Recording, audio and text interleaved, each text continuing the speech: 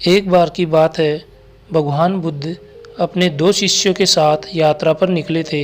सुबह से चलते चलते वह दोपहर तक थक गए। तब उन्होंने थोड़ा आराम करने के बारे में सोचा। पास में ही उन्हें एक पेड़ देखा। बुद्ध ने अपने दोनों शिष्यों से कहा, चलो वहाँ थोड़ी देर बैठकर अपनी थकान दूर कर ले। वह तीनों लोग पेड़ के नीचे बैठ गए। तभी बुद्ध को कुछ दूरी पर एक बगीचा दिखा जिसमें बहुत सारे तरबूज उग रहे थे। गौतम बुद्ध ने अपने शिष्य आनंद से कहा, मुझे बहुत प्यास लगी है, उस घर पर जाओ, मालिक से एक तरबूज भी मांग लाओ ताकि हम अपनी प्यास शांत कर सके। आनंद आज्ञा अनुसार उस घर की तरफ चल पड़ा। घर के करीब पहुंचने के बाद आनंद ने देखा एक युवती बगीचे में पानी दे रही है। आनंद ने बहुत ही आदर से युवती को नमस्कार किया और कहा, मेरे गुरु सुबह से पैदल चल रहे हैं, इस कारण बहुत प्यासे हैं। क्या उन्हें देने के लिए आप मुझे एक तरबूज दे सकते हो? जैसे ही आनंद की बातें खत्म हुई, युवती गुस्से में चिल्लाई, मेरे पास तुम्हें देने के लिए कुछ भी नहीं है, फौरन तुम मेरे बगीचे से बाहर निकल जाओ। आनंद युवती को और नाराज ना करते हुए खाली हाथ वापस लौट आया और सारी बात बुद्ध को बता दी।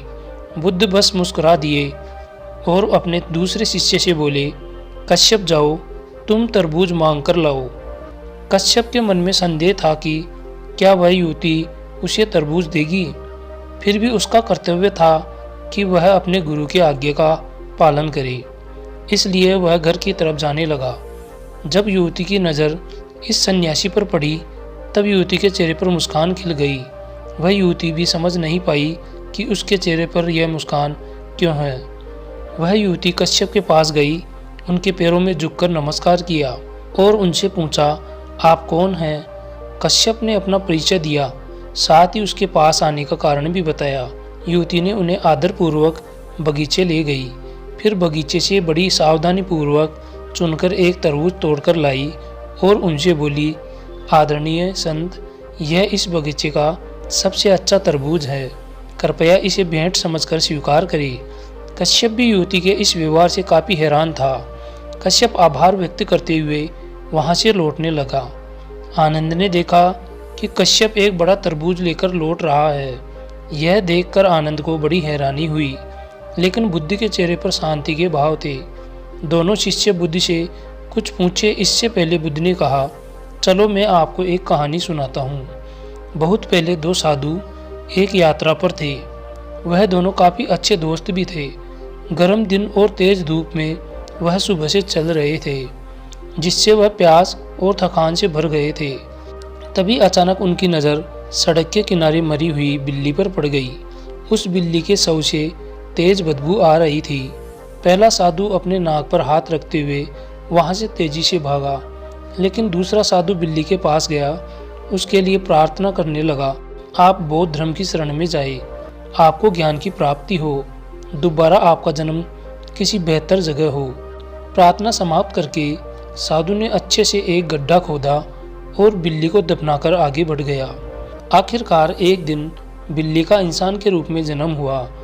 आप अभी जिस युवती से मिले वह वही बिल्ली थी जिसका इंसान के रूप में जन्म हुआ था।